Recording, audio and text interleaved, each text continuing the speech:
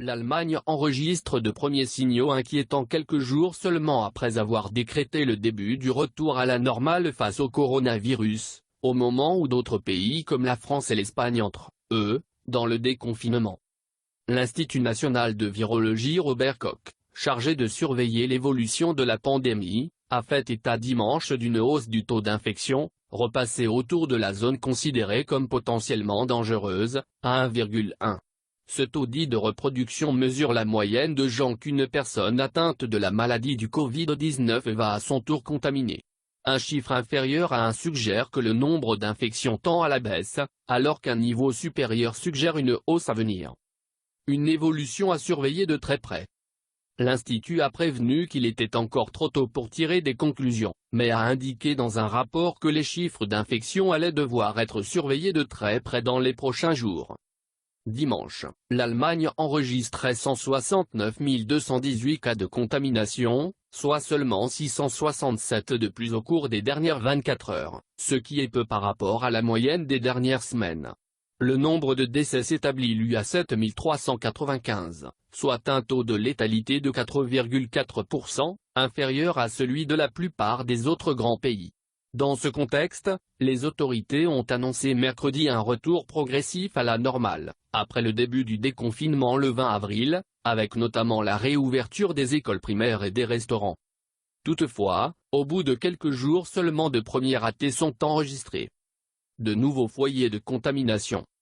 3 cantons allemands dépassent la limite autorisée de cas de nouvelles contaminations dans le cadre du plan de déconfinement, 50 pour 100 000 habitants. Et l'un d'eux a déjà repoussé en conséquence des mesures d'assouplissement.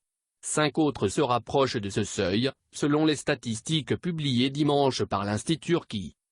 Les nouveaux foyers de contamination ont notamment été signalés dans des maisons de retraite et des ateliers de transformation industrielle de viande, employant des centaines de travailleurs d'Europe de l'Est dans des conditions d'hygiène douteuses. Plusieurs de ces ateliers ont été fermés et des tests à grande échelle dans cette industrie ordonnée. Une deuxième vague redoutée par Angela Merkel. C'est quoi que semblent confirmer les craintes de la chancelière Angela Merkel, qui a dû céder à la pression des régions allemandes mercredi, lors d'une réunion houleuse, pour accepter de nouvelles étapes du déconfinement.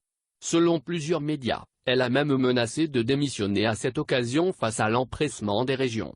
La chancelière redoute que la population se relâche trop vite et ne provoque une deuxième vague d'infection. Nous sommes dans une phase critique, il est à craindre après les premières mesures de déconfinement que certaines personnes deviennent imprudentes, a déclaré une dirigeante des Verts, Catherine Géaud-Marie-Écart, dans le quotidien Handelsblatt. Le déconfinement a donné le signal que le pire est derrière nous, mais cela n'est pas vrai, lui a fait écho un responsable social-démocrate, Karl Lauterbach. Malgré le retour en cours à la normale, pour une partie de la population cela ne va pas assez vite. Plusieurs milliers de personnes ont à nouveau manifesté samedi notamment à Stuttgart, Francfort, Munich, Cologne ou Berlin, contre ce qui reste encore de mesures de restriction, notamment le port du masque dans les magasins, transports en public, ainsi que l'interdiction de grands rassemblements. La police a procédé à quelques interpellations sur l'Alexanderplatz à Berlin où quelques dizaines de protestataires ont lancé des bouteilles sur les forces de l'ordre au cri de liberté. Liberté. Ces manifestations regroupent des sympathisants de l'extrême droite comme de l'extrême gauche.